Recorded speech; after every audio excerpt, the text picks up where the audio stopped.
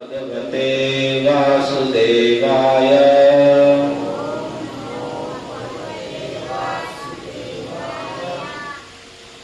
हरे कृष्ण। आप सभी का स्वागत है। आज देवशयनी एकादशी के अवसर पर कितने लोगों को पता है क्या देवशयनी एकादशी है और इसके विषय में कुछ जानते हैं? देव उत्थान एकादशी के विषय में कितने जानते हैं? देव उत्थान की एकादशी तो देव उत्थान तो प्रसिद्ध है, लेकिन देवशयनी इतनी प्रसिद्धि नहीं है। जबकि जब तक शयन के विषय में जानकारी नहीं है तो उत्थान के विषय में क्या? तो देव का अर्थ है स्वयं भगवान श्री हरि श्री नारायण, और शयनी का मतलब जब वे शयन करते हैं, और देव उत्थान का मतलब जब वे नारायण उठते हैं। तो आज से 4 महीने के लिए भगवान क्षीर सागर में योग निद्रा में शयन करते हैं, आज की देवशयनी एकादशी से। और इससे आज से ही चतुर्मास से जिसे कहते हैं, वर्षा ऋतु के 4 महीने हैं, तो वे प्रारंभ हो जाते हैं। और इस चतुर्मास के नियम व्रत की बहुत महिमा शास्त्रों में बताई गई है। तो देवशयनी एकादशी भगवान आके क्षीर सागर में शयन करते हैं, इसकी विधि बहुत बताई गई है शास्त्रों में। तो कि भगवान को शेष की शैया पर ले जा करके और कीर्तन करते हुए, मंत्रोच्चार करते हुए किसी सरोवर में उन्हें शयन कराना चाहिए, ऐसे करके विस्तार से विधि है। और जो कि पहले और आज भी कहीं कहीं स्थानों पर उन सब विधियों का पालन किया जाता है कि भगवान को ऐसे वहां शयन कराना। और फिर एक बीच में एक एकादशी आती है परिवर्तिनी या पार्श्व परिवर्तिनी, जिसमें भगवान करवट बदलते हैं। अब से सो जाते हैं आज से, और फिर 2 महीने बाद करवट बदलते हैं, फिर देव उत्थान को जागरण करते हैं, जो कार्तिक माह चतुर्मास पूरा हो जाता है। तो 4 महीने हैं जिनमें कुछ भी नियम व्रत करने का और भगवान की भक्ति के अंगों का पालन करने का बहुत अधिक महत्व है। बहुत सारे नियम हैं जिन नियमों को सुनकर सामान्य लोग भयभीत भी हो जाते हैं, लेकिन वो भयभीत होने की बात नहीं है। वे तो वास्तव में अपने शक्ति सामर्थ्य के अनुसार पालन करने योग्य है। तो वे 4 महीने में एक नियम मैं आपको बता रहा हूं जो आप सब पालन कर सकते हैं खान पान संबंधी।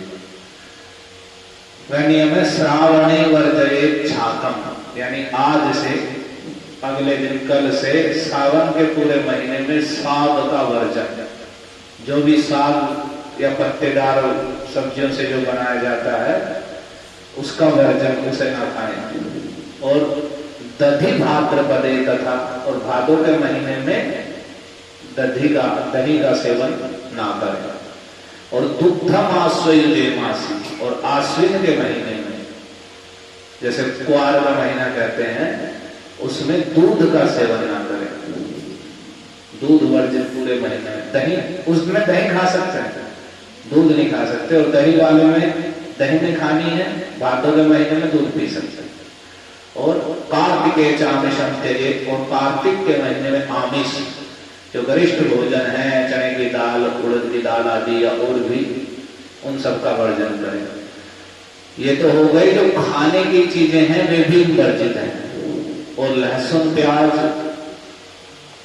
तो पूर्ण रूप से वर्जित है, बैंगन भी पूर्ण रूप से वर्जित है, और भी राजमा आदि और क्या नाम है परवल, ये सब चीजें इसी सीजन में आते हैं और यही वर्जित हैं। इसमें 3-4 महीने नहीं खाने चाहिए।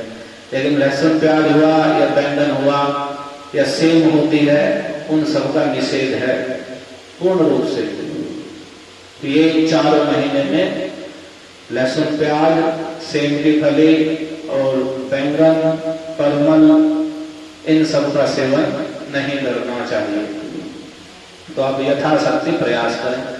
और इन महीने में जो नहीं भी करता है, उससे भी भगवान की भक्ति या भजन पूजन का अनुष्ठान करना चाहिए, क्योंकि शास्त्रों में बताया गया है कि यदि 4 महीने को कोई व्यक्ति बिना नियम व्रत के व्यतीत कर देता है चतुर्मास को, तो कहते हैं जीवन नपी मृतो ही सर, वो जीते हुए ही मरा हुआ है।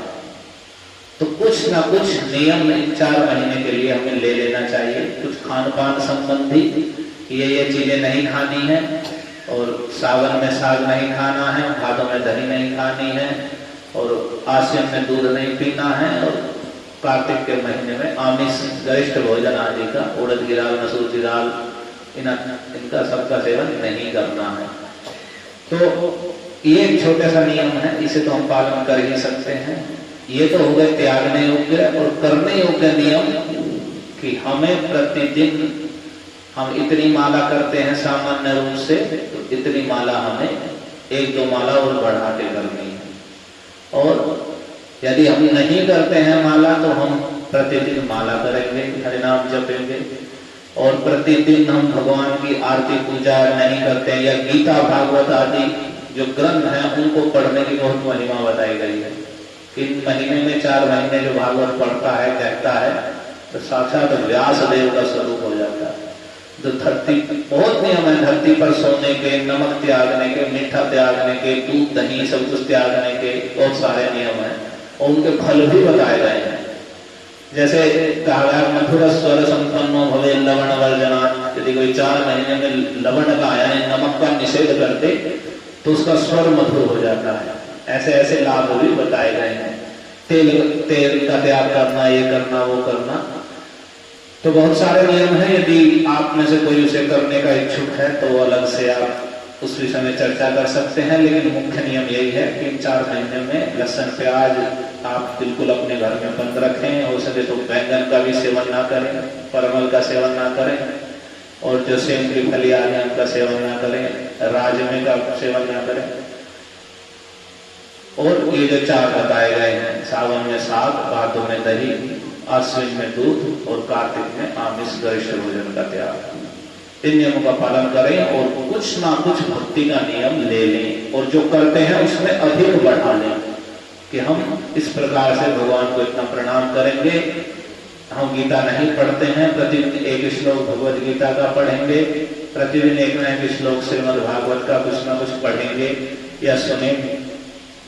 सही नियम तो यह है कि वास्तव में प्रतिदिन इस चतुर्मास में भगवान की कथा 1 घंटा सुनी जानी चाहिए, लेकिन वो तो सामर्थ्य ही नहीं है। एक एकादशी में भी आने में जो जोर पड़ता है तो 4 महीने तो बहुत लंबी बात हो रही है। तो इसलिए 4 महीने को बिल्कुल भी नियम व्रत से रहित होकर ना व्यतीत करें, और कुछ ना कुछ नियम ग्रहण कर लें अपने जीवन में कि 4 महीनों को हमें भक्तिपूर्ण तरीके से व्यतीत करना है।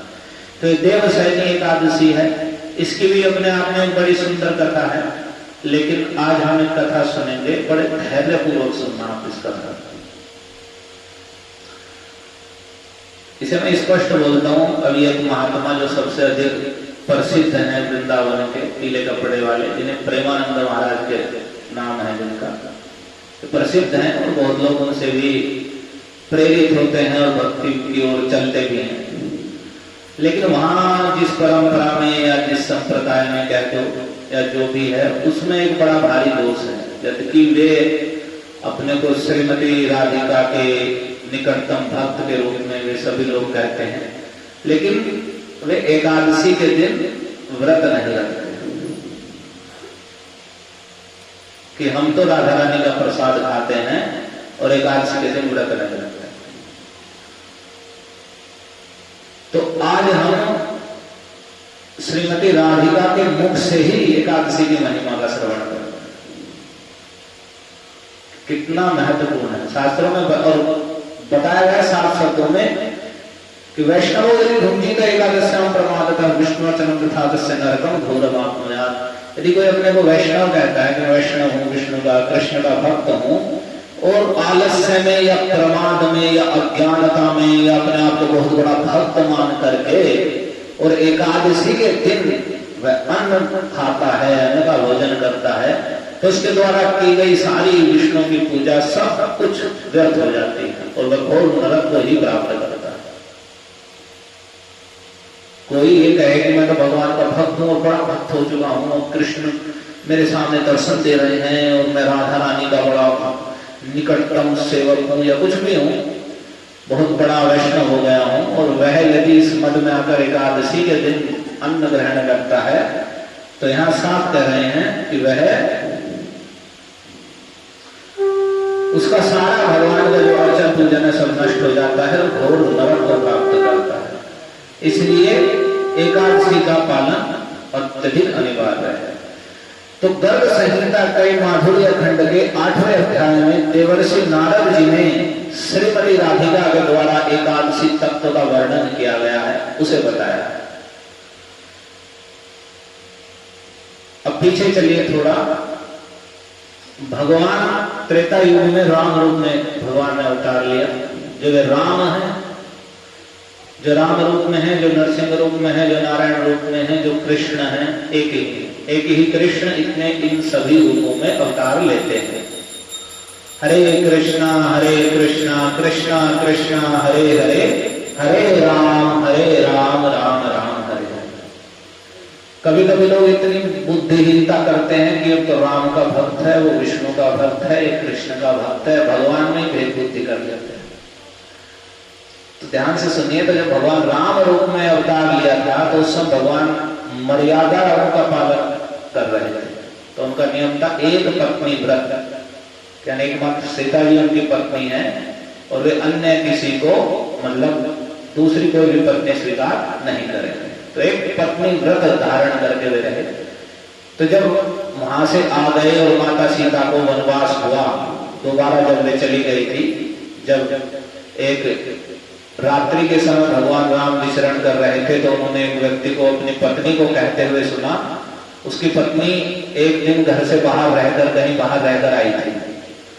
तो भगवान राम स्वयं रात्रि के समय नगर में लोगों की क्या अवस्था है उसे देखने के लिए स्वयं भ्रमण करते थे। और पहले राजा लोग ऐसा करते थे जो अच्छे राजा थे।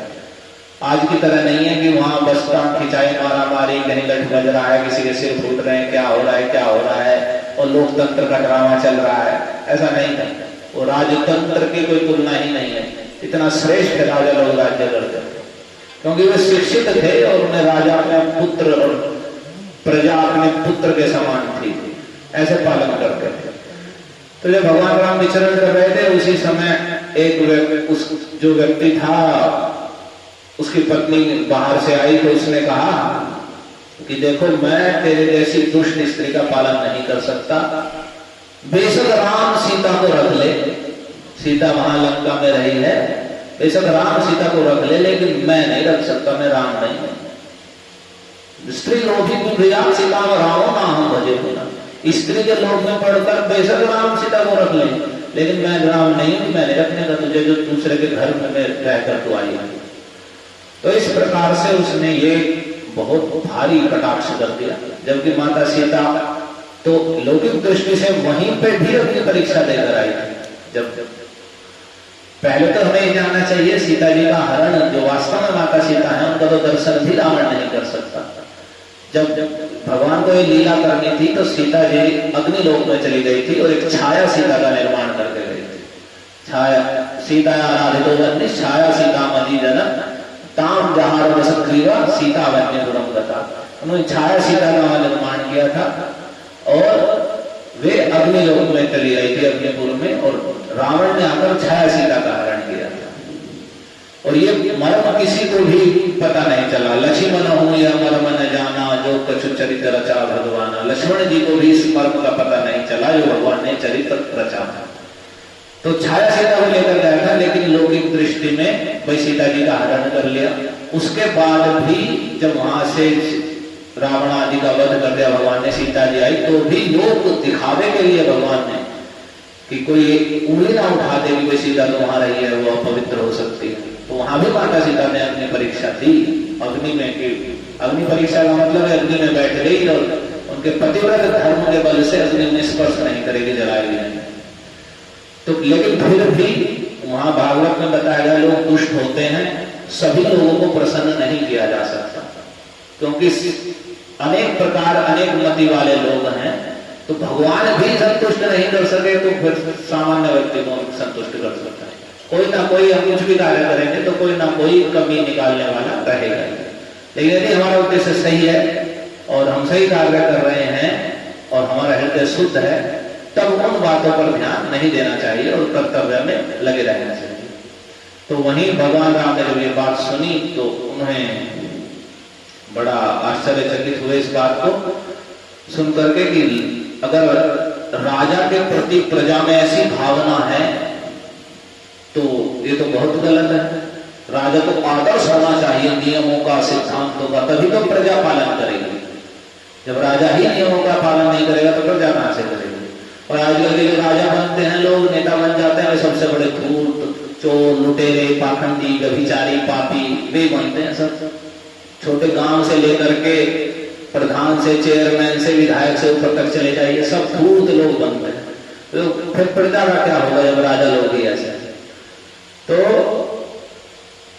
उसके बाद तो भगवान आए और उन्होंने फिर सीता जी का वहां त्याग किया और सीता जी को लक्ष्मण जी छोड़ाए, वे वाल्मीकि मुनि के आश्रम में जाकर रहे। तो उसके बाद क्या हुआ, उसके बाद लवकुश का प्रसंग है, फिर सीता माता आई भी और फिर वे धरती में प्रवेश कर गई। उसके बाद भगवान ने अखंड ब्रह्मचर्य धारण करके और कई हजार वर्षों तक अखंड यज्ञ का अनुष्ठान किया सीता जी के जाने के पश्चात। तो उस समय जो गृहस्थ व्यक्ति है, कोई भी पूजा आदि करेगा, यज्ञ अनुष्ठान करेगा, तो बिना पत्नी के नहीं करेगा, पत्नी साथ में होनी चाहिए। तो उस समय सीता जी की स्वर्ण की, ये जब वनवास के लिए सीता जी को वहां से भेज दिया गया, प्रेरित करने के बाद पत्नी के अभाव में स्वर्ण से निर्मित सीता जी की मूर्ति बनाकर रखी जाती थी और जब यज्ञ अनुष्ठान होता था। तो भगवान तो भगवान है, जैसे भी उस मूर्ति को स्पर्श करते, स्वर्ण मूर्ति को, तो वही चेतन हो जाते हैं। और जब चेतन हो जाते तो वह भगवान को पति के रूप में वर्णन करना चाहते हैं। तो अभी तो समस्या हो गई, तो कितने यज्ञ किए, कितनी सारी यज्ञ सीताएं वे कहलाई। तो जब उन्होंने भगवान से प्रार्थना की तो भगवान राम ने कहा कि नहीं, द्वापर युग में मैं तुम्हारी इस अभिलाषा को पूर्ण करूंगा। तो जब भगवान द्वापर युग में कृष्ण रूप में आए तो वे सारी की सारी जो यज्ञ सीताएं थी,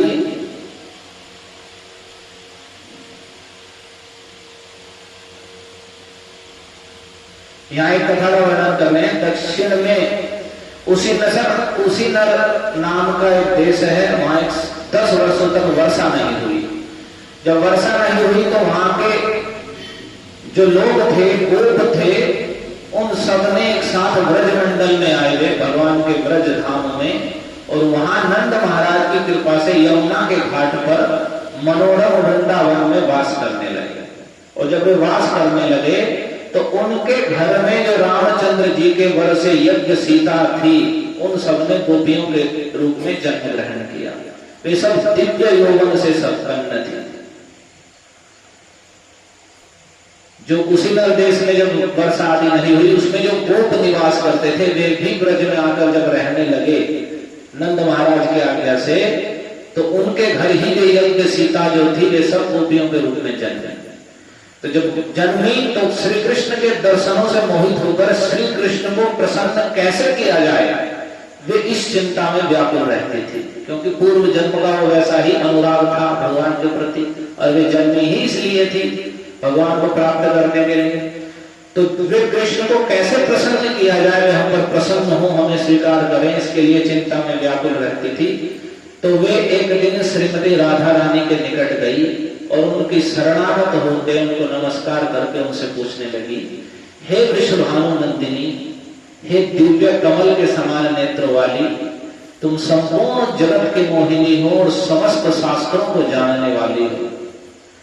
देवताओं के लिए भी जिन कृष्ण का दर्शन दुर्लभ है, ब्रह्मा शंकर जैसे देवताओं के लिए भी जिन कृष्ण का दर्शन दुर्लभ है, वे तुम्हारे वशीभूत हैं, तुम्हारे प्रेम के, तुम्हारी सेवा के भी वशीभूत हैं।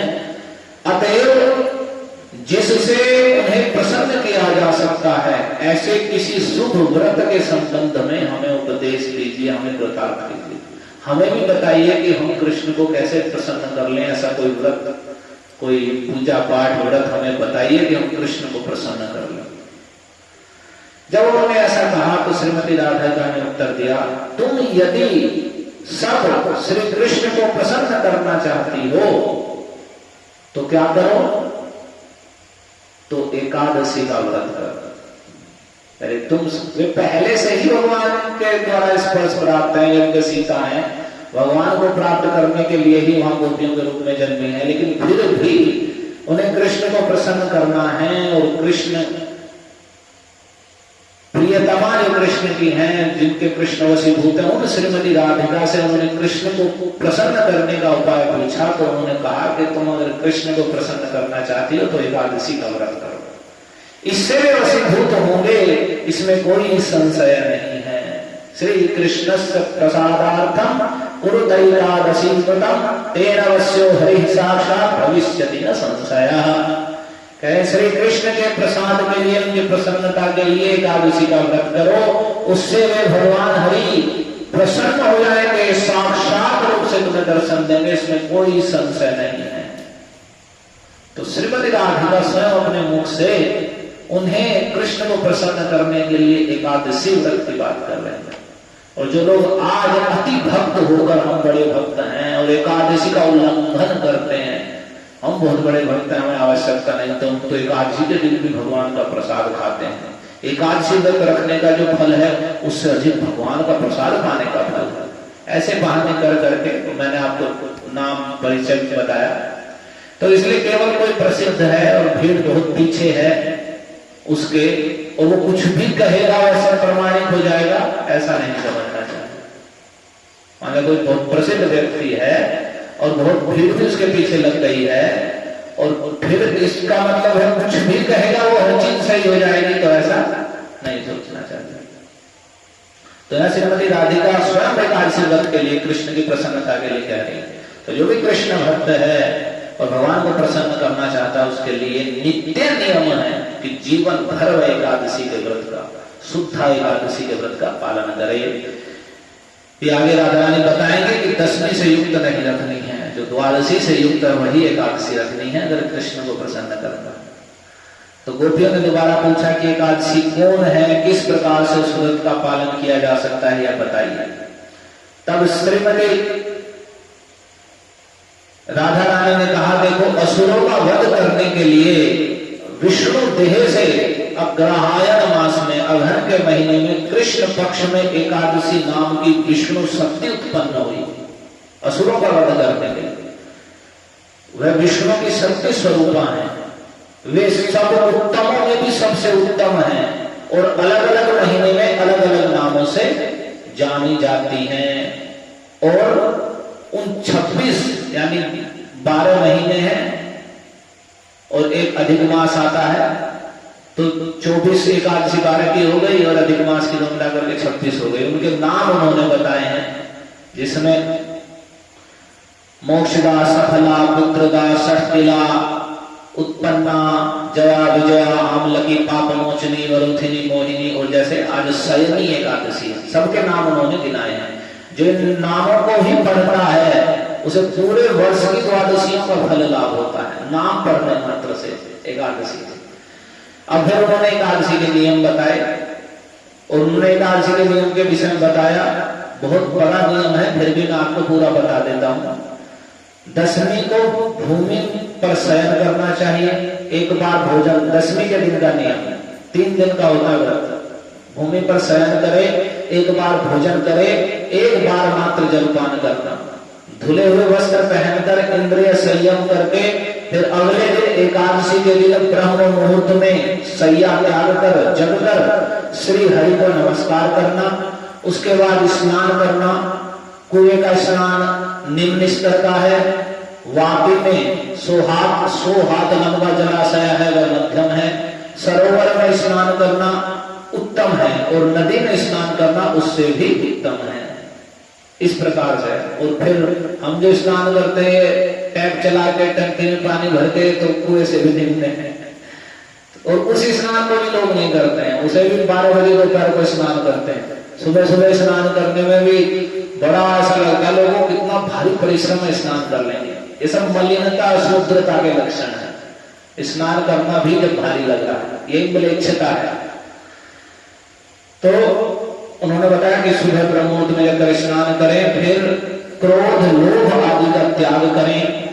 एकादशी के दिन का नियम है। नीच व्यक्ति, पाखंडी, झूठ बोलने वाला, ब्राह्मणों की निंदा करने वाला, दुराचारी, निषिद्ध स्थानों में जाने वाला, दूसरे के धन का अपहरण करने वाला, पर स्त्री से संबंध रखने वाला, धूर्त, बदमाश और सब मर्यादाओं को तोड़ने वाले व्यक्ति का संग नहीं करना चाहिए उस दिन, एकादशी के दिन। यानी लोक में रहते समय ऐसे लोगों का संग भी हो जाता है, तो ऐसे लोग जो नीच हैं, नीच का मतलब निम्न स्तर के, कोई आचार विचार से रहित, बिल्कुल धर्माचरण से रहित और पाप कर्म में लगे हुए व्यक्ति नीच। पाखंडी, जो शास्त्र के, वेद शास्त्र, गीता, भागवत आदि को ना मान करके मनगढ़ंत चीजों को मानते हैं, वे पाखंडी। और मिथ्यावादी, झूठ बोलने वाले, ब्राह्मण निंदक, जो साधु ब्राह्मणों की निंदा करने वाले, दुराचारी हों और निषिद्ध स्थानों में जाते हों, दूसरे का धन, स्त्री पर दृष्टि रखते हों और मर्यादाओं को तोड़ने वाले हों, ऐसे लोगों का संग नहीं करना चाहिए। और भक्ति सहित भगवान केशव की पूजा करके उन्हें उत्तम नैवेद्य, फल, फूल आदि अर्पित करना चाहिए। और केशव गृह मंदिर में दीप दान करना चाहिए, दीपक जलाकर भगवान की आरती करनी चाहिए। और साधु ब्राह्मणों के मुख से व्रत की महिमा और भगवान हरि की कथा का श्रवण करना चाहिए। और ये तो हो गया दिन का। और रात्रि में कृष्ण के नाम गुण का कीर्तन करते करते रात्रि भर जागरण करना चाहिए। और व्रत के पहले दिन ही, दशमी के दिन से ही, कांसे के पात्र में भोजन, मांस, मसूर, गोद्रव, चना, साग, मधु, दूसरे का अन्न, पुनः भोजन और मैथुन, इन 10 चीजों का एक दिन पहले से, दशमी से ही त्याग कर देना चाहिए। एकादशी के दिन में जुआ खेलना, निद्रा, एकादशी के दिन में जुआ खेलना, निद्रा, पान खाना, दंत धावन, जो दांत हम साफ करते हैं वह भी रात्रि को ही कर लेना चाहिए। वास्तव में एकादशी के दिन ना करके रात्रि में ही, दशमी की रात्रि में ही दांत दूध साफ करके कभी सोना चाहिए। और पर निंदा, दूसरे की निंदा करना, दुष्ट खलता करना, दूसरे को नीचे गिराना, चोरी करना, हिंसा करना, मैथुन करना, क्रोध करना, झूठ बोलना, इन सब का त्याग करना चाहिए एकादशी के दिन। और द्वादशी के दिन भी कांसे के पात्र में भोजन, मांस, मधु, तेल, बहुत भारी भोजन, मसूर, इन सब का परित्याग करना चाहिए। इस प्रकार से संपूर्ण एकादशी का व्रत होता है। तो इतना भारी है, लेकिन एक सामान्य नियम भी है कि कम से कम हम एकादशी के दिन अन्न का भोजन ना करें, कम से कम फल फूल आदि खा करके व्यतीत करें। और रात्रि में जागरण ना कर सके तो कम से कम दिन में तो जागरण करें। फालतू की भगवान चर्चा ना करें, किसी की पर निंदा, पर चर्चा आदि, और भगवान की भक्ति में अपने दिन को व्यतीत करें। और जो दुष्ट लोग हैं, सब जानते ही हैं अपने आसपास आजकल दुष्टों की सीमा नहीं है, ऐसे लोगों से वार्तालाप ना करें एकादशी के दिन। और भगवान की कथा आपका सौभाग्य है, हमारा सौभाग्य है कि हम एकादशी के दिन कुछ कथा आदि का श्रवण कर लेते हैं। इसका पूरा लाभ उठाना चाहिए। और इस प्रकार से उन्होंने एकादशी का नियम बताया, फिर बताया इसका काल समय भी बताया कि दशमी यदि 55 दंड से बढ़ गई हो, दूसरे दिन एकादशी हो, तो ऐसी एकादशी छोड़ करके द्वादशी में उपवास करना चाहिए। यानी सूर्योदय से पहले अगर 1.5-2 घंटे तक भी दशमी रहती है तो भी उस एकादशी में व्रत नहीं रखा जाता, द्वादशी में रखा जाता है। कुल मिला के जो एकादशी द्वादशी युक्त है उनमें ही उपवास रखना चाहिए, दशमी से युक्त एकादशी में उपवास नहीं रखना चाहिए। ये विस्तार से नियम बताए। फिर इसका फल पूछा उन्होंने कि फल क्या है, तो अब श्रीमती राधा रानी ने उनका फल बताया। हरे कृष्णा कृष्णा कृष्णा हरे हरे, हरे राम राम राम हरे। अब सुनो फल, क्योंकि फल सुनना बहुत जरूरी है, क्योंकि हम फल से ही प्रेरित होते हैं। ऐसी तो हमारी श्रद्धा है नहीं कि बस भगवान की प्रसन्नता के लिए रख रहे हैं। बस जब तक फल सुनेंगे कि हाँ हाँ ये अच्छा फल मिलेगा, तब हम प्रेरित होंगे। और तो इसमें बता रहे हैं कि एकादशी के फल के विषय में कह रही है, केवल फल सुनने से वाजपेय यज्ञ का फल लाभ मिलता है। अगर 88,000 श्रेष्ठ ब्राह्मणों को भोजन कराया जाए, उससे जो फल लाभ होता है 88,000, तो एकादशी का व्रत करने वालों को है अनायास ही वो फल मिल जाता है। अगर सागर वन सहित पृथ्वी का दान कर दिया जाए, पूरी पृथ्वी का, जिसमें समुद्र भी है वन भी है, और पूरी पृथ्वी का दान कर दिया जाए, उससे जो फल मिलता है उससे 1000 गुना फल एकादशी व्रत से लाभ होता है। इस पाप रूपी कीचड़ से भरे हुए, ये संसार का सागर है और इसमें कीचड़ है पाप, तो पाप रूपी कीचड़ से भरे हुए संसार सागर में जो लोग डूब रहे हैं, उनको उद्धार करने के लिए एकमात्र एकादशी व्रत ही उपाय है। यानी ये संसार के कीचड़ से, इस मल से बाहर निकल के परम आनंदमय भगवान के चरण कमलों को, उनके धाम को प्राप्त करना चाहता है, तो वह एकादशी के व्रत ही एकमात्र उसका उपाय है। यदि कोई रात्रि में जागरण करके इस व्रत को करता है, तो सैकड़ों पापों से युक्त होने पर भी यमलोक का दर्शन नहीं करना पड़ता। द्वादशी के दिन तुलसी पत्र के द्वारा भक्ति भाव से युक्त होकर के भगवान श्री हरि की पूजा करके कमल पत्र में जल की तरह वे पाप, कमल पत्र में जल की तरह वे पाप में लिप्त नहीं होते हैं। जैसे कमल जल में रहते हुए भी उस जल के स्पर्श से रहित रहता है, तो जो व्यक्ति एकादशी के दिन उपवास रख के अगले दिन तुलसी पत्र से युक्त होकर भक्ति भाव से भगवान हरि की पूजा करते हैं और उनके प्रसाद से व्रत का पारण करते हैं, तो वे भी संसार पाप के पापों की कीचड़ में रहते हुए भी उस पाप से लिप्त नहीं होते हैं। हजारों अश्वमेध कर ले, सैकड़ों को याद की राजसूय यज्ञ कर ले, तो भी एकादशी के उपवास के 16वें भाग के बराबर भी नहीं। अश्वमेध यज्ञ पूरी पृथ्वी को जीत कर किया जाता है, और उस अश्वमेध 100 अश्वमेध यज्ञ करने से इंद्र का पद प्राप्त होता है। और ऐसे कोई 1000 अश्वमेध यज्ञ कर ले और सैकड़ों राजसूय यज्ञ कर ले, तो भी वे सब मिल करके एकादशी के 16वें अंश की भी बराबरी नहीं कर सकते। ये श्रीमती राधा रानी बोल रही है, कोई और सामान्य व्यक्ति नहीं बोल रहा है। इसलिए एकादशी व्रत में उपवास करने से उनके माता के पक्ष की 10, पिता के पक्ष की 10 और पत्नी के पक्ष के 10 पुरुषों का उद्धार हो जाया करता है। एक व्यक्ति एकादशी व्रत रखता है जो भी घर परिवार में, उसकी माता की 10 पीढ़ियां, पिता की 10 पीढ़ियां और पत्नी की 10 पीढ़ियां, इन सब का उद्धार हो जाता है। गाय श्वेत वर्ण की हो या कृष्ण वर्ण की हो, दूध देने से गुण से जिस प्रकार दोनों की एक ही मर्यादा प्राप्त होती है। यानी कुछ लोग ऐसा प्रचार करते हैं कि शुक्ल पक्ष की एकादशी रखनी चाहिए, कृष्ण पक्ष की नहीं रखनी चाहिए, ऐसे ऐसे भी कुछ पंडित लोग बता देते हैं। तो श्रीमती राधा रानी कह रही है कि जैसे गाय काली हो या सफेद हो, और दूध, उस दूध का महत्व होता है। तो चाहे कृष्ण पक्ष की एकादशी हो या शुक्ल पक्ष की, दोनों ही एकादशी समान है और पूर्ण रूप से आदर करने होंगे और व्रत करने होंगे। अगर किसी के मंदिर पर्वत के समान बड़े बड़े पाप भी हो, वे सब एकादशी व्रत के प्रभाव से रुई की गठरी की तरह चलकर राख हो जाते हैं। द्वादशी के दिन दान विधि पूर्वक या अविधि पूर्वक किसी भी रूप में क्यों ना हो, यहाँ तक कि बहुत कम मात्रा में होने पर भी वह मेरु तुल्य होता है। यानी एकादशी के दिन या अगले दिन व्रत खोलने से पहले जो दान आदि की विधि बताई गई है कि भगवान की सेवा में दान करना चाहिए, कुछ भी, या साधु ब्राह्मण आदि को भोजन आदि कराना, दान देना, तो वह थोड़ा सा भी चाहे विधि पूर्वक किया हो या अविधि पूर्वक, वह मेरु के समान तुल्य हो जाता है।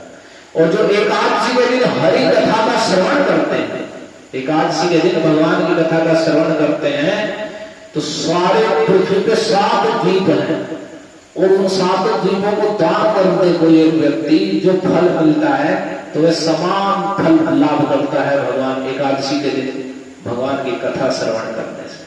इसलिए छोटा मोटा काम नहीं है एकादशी के दिन आपको कथा सुनने को मिल रही है, इसका लाभ उठाना चाहिए और जो अन्य व्यक्ति है उन्हें भी प्रेरित करके लाना चाहिए, क्योंकि बैठने से इतना बड़ा फल मिल रहा है, बैठ के सुनना ही तो है। चाहे बीच बीच में ऐसे कुछ सो रहे हैं सो भी जाओ कोई बात नहीं, लेकिन कथा में बैठेंगे तो सही। और बहुत महिमादायी रही है कि संपूर्ण धार्मिक स्नान करके गदाधर का दर्शन करने से जो पुण्य संचय होता है, प्रभास में या कुरुक्षेत्र में या केदारनाथ में, बद्रीनाथ में, काशी आदि स्थानों में, चंद्र ग्रहण, सूर्य ग्रहण में और संक्रांति के दिन दान करने से जो फल प्राप्त होता है वह एकादशी के व्रत के 16वें भाग की भी तुलना नहीं कर सकता। कितने बड़ी बड़ी चीजें बताई गई हैं, इनके लिए लोग तरफ से सूर्य ग्रहण लग रहा, वहां ये कर लो, ये कर लो, वो कर लो, वहां चले जाओ, उस तीर्थ में बड़े बड़े तीर्थों का नाम ले रहे हैं, प्रभास, कुरुक्षेत्र, केदारनाथ, बद्रीनाथ, काशी, और उसमें चंद्र ग्रहण, सूर्य ग्रहण में जाकर कोई दान दे या संक्रांति के दिन उससे जो फल लाभ होता है तो वह एकादशी के व्रत उपवास के 16वें अंश की भी तुलना नहीं कर सकता। हरे प्रेमानंदे हरे हरे। अब कह रहे हैं हे प्रजाजनों, श्रीमती राधिका कहती हैं कि देखो नागों में जिस प्रकार अनंत यानी शेषनाग और पक्षियों में जैसे गरुड़ और देवताओं में जिस प्रकार भगवान विष्णु, चारों वर्णों में जिस तरह ब्राह्मण और वृक्षों में जैसे पीपल का वृक्ष और पत्तों में जैसे तुलसी श्रेष्ठ है, ये श्रेष्ठता भी बता दी गई है। नागों में जिस प्रकार अनंत शेषनाग श्रेष्ठ हैं और पक्षियों में जैसे गरुड़ सबसे श्रेष्ठ हैं और देवताओं में जिस प्रकार भगवान विष्णु सर्वश्रेष्ठ हैं और चारों वर्णों में जिस तरह ब्राह्मण श्रेष्ठ है और सभी वृक्षों में जैसे अश्वत्थ पीपल का वृक्ष श्रेष्ठ है और सभी पत्तों में जिस प्रकार तुलसी पत्र श्रेष्ठ है, उसी तरह समस्त व्रतों में एकादशी व्रत सर्वश्रेष्ठ व्रत है। 10,000 वर्षों की तपस्या का फल एक एकादशी व्रत से ही लाभ हो जाता है। 10,000 वर्षों की तपस्या का फल। इस प्रकार ये श्रीमती राधा रानी बोल रही हैं, इस प्रकार की महिमा से युक्त एकादशी का व्रत है तो तुम सब उसी का अनुष्ठान अति शीघ्र करो और श्री कृष्ण को प्रसन्न कर लो। तब गोपियों ने उसकी स्तुति करते कहा कि हे सुध्रु, हे वृषभानुनंदिनी, तुम सभी शास्त्रों में निपुण हो, तुम्हारे वाक्य से बृहस्पति का वाक्य भी वंचित होता है। हे राधे, तुम साक्षात ज्ञान समुद्र हो, अब बताओ किन किन लोगों ने पहले पालन किया है उसका वर्णन बताओ। तो संक्षेप में प्रत्येक एकादशी की कथा को उन्होंने श्रीमती राधा रानी ने बता दिया। कैसे कि वैशंत नाम के राजा यमलोक में पीड़ित अपने पितरों का उद्धार करना चाहते थे, उनके पितर सब यमलोक में नरक में पड़े हुए दुख पा रहे थे। उन्होंने एकादशी के व्रत का पालन किया और सारे पितरों का उद्धार कर दिया। भद्रवती पुरी के केतुमान राजा पुत्रहीन थे, उन्होंने एकादशी के व्रत का पालन करके श्रेष्ठ पुत्र को लाभ को प्राप्त किया। देव पत्नियों के उपदेश से एक समय एक ब्राह्मण ने भी इस व्रत के प्रभाव से धन धान्य और स्वर्ग का सुख लाभ किया। पुष्पवन धन और माल्यवान नाम के 2 गंधर्वों ने इंद्र के अभिशाप से पिशाच देह से मुक्त हो गए। एकादशी व्रत के प्रभाव से उस गंधर्व रूप को प्राप्त किया। स्वयं रामचंद्र जी ने भी, सुन लो, विजया एकादशी भगवान रामचंद्र रजनी के फूल बांध रहे थे। स्वयं श्री रामचंद्र जी ने समुद्र में सेतु बंधन तथा रावण वध के लिए इस व्रत का अनुष्ठान किया था, एकादशी के व्रत। प्रलय के बाद देवताओं ने जगत के कल्याण के लिए आंवले के वृक्ष के नीचे एकादशी व्रत का उपवास किया था। मेधावी नाम के मुनि पिता के उपदेश से उन्होंने यह व्रत अनुष्ठान करके एक अप्सरा के संग जनित दोष से मुक्त हुए थे। ललित नाम के गंधर्व ने स्त्री के अभिशाप से राक्षस योनि को प्राप्त किया था। अंत में वे भी इस व्रत के प्रभाव से दोबारा गंधर्व बन गए थे। इस व्रत को जितने बड़े बड़े राजा हुए, मानधाता, सगर, कपुत्स्थ, मुचकुंद, धनुमार प्रमुख राजाओं ने व्रत इसका पालन करके स्वर्ग और उच्च लोक और भगवान के धाम को प्राप्त किया है।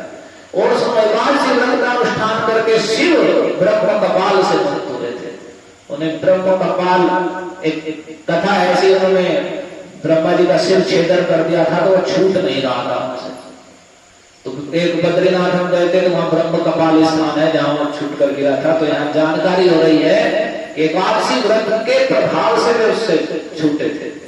तो शिव जी भी एकादशी व्रत रखते हैं, भगवान राम एकादशी व्रत रखते हैं, और आजकल के अति भक्त लोग और भागवत में वर्णिकानंद महाराज भी एकादशी का व्रत रखते हैं, और आजकल के अति भक्तों के एकादशी का उल्लंघन करते हैं। तो वो समझ लेना चाहिए सब कलयुग का प्रभाव है, मिलावट करने का। और धृष्ट बुद्धि यानी बहुत सारे राजा रुक्मांगद का वर्णन है। राजा रुक्मांगद तो ऐसे राजा हुए, उनके तो हाथी घोड़े भी सब उनके राज्य में एकादशी व्रत रखते थे, इतना बड़ा प्रभाव था। उन्होंने राज्य से निकाल देंगे उसे जो एकादशी के दिन उपवास में रखेगा, इतना नियम था। ऐसे ऐसे राजा भगवान के भक्त हुए और अपनी प्रजा सहित वैकुंठ रहे, प्रजा सहित पूरी प्रजा और राजा भी भगवान के धाम को प्राप्त किए। तो इतने श्रेष्ठ महिमा है। उड़िया में सुनी थी कुष्ठ रोग हो गया था, एकादशी व्रत के प्रभाव से मुक्त हुआ। हरिश्चंद्र ने एकादशी व्रत के प्रभाव से पृथ्वी का राज्य लाभ किया और उन्होंने सारी प्रजा को साथ में लेकर के वैकुंठ गए। मुचकुंद ने अपने दामाद शोभन, मुचकुंद के दामाद शोभन ने इस व्रत के फल से मंदराचल में अपनी पत्नी चंद्रभागा के साथ कुबेर तुल्य राज्य का भोग किया। हे गोपियों, समस्त तिथियों में एकादशी को सर्वश्रेष्ठ जानना, इसके समान यथार्थ ही अन्य कोई तिथि नहीं है।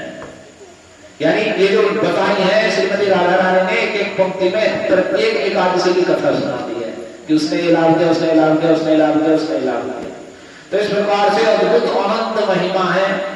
और फिर श्रीमती राधा रानी के मुख से इस प्रकार एकादशी तत्व को सुनकर जो यज्ञ सीता गोपियों के रूप में जन्मी थी, उन्होंने श्री कृष्ण को लाभ करने के लिए, एक विशेष बात, उन्होंने भौतिक लाभों के लिए नहीं, श्री कृष्ण को लाभ करने के लिए उन्होंने इस व्रत का, एकादशी व्रत का अनुष्ठान किया यथाविधि, बिल्कुल देख करके। जो द्वादशी से युक्त एकादशी है, दशमी से रहित है, ऐसी शुद्ध एकादशी का अनुष्ठान किया।